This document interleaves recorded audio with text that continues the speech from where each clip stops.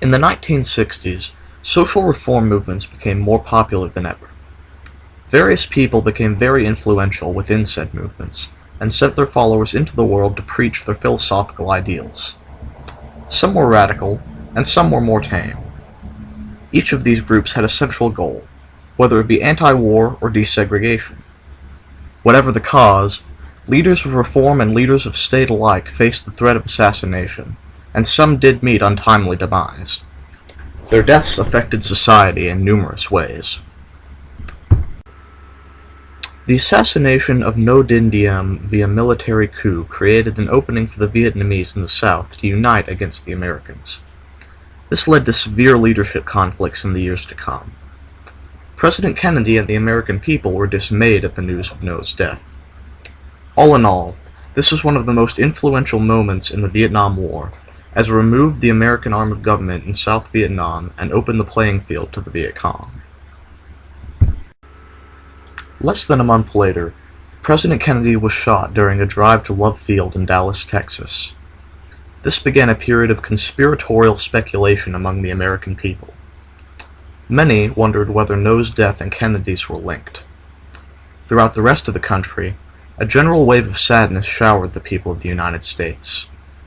The youthful Camelot administration of Kennedy was suddenly and unceremoniously torn from the lives of Americans.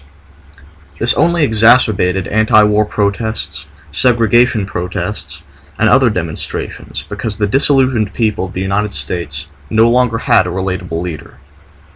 The loss of President Kennedy was, perhaps, the strongest precursor to the cynicism of the 1970s.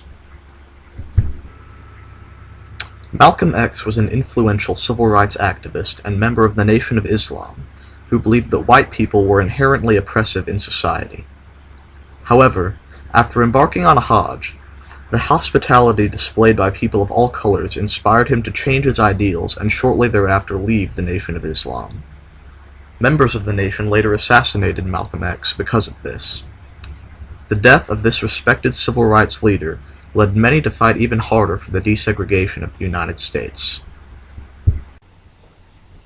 Martin Luther King Jr. was one of the primary motivators of the civil rights movement and a prominent member of the Southern Christian Leadership Conference. As a general rule, King believed in creating a racially equal America via civil disobedience. As time went on, however, he began to adopt a socialist aspect like that of the Black Panther Party and wanted to change the government altogether. This was not well received by Cold War-oriented Americans. In fact, the government even privately encouraged him to commit suicide. His assassination brewed controversy among the American public, who became even more militant about civil rights. This ushered the movement along until desegregation was achieved in the United States.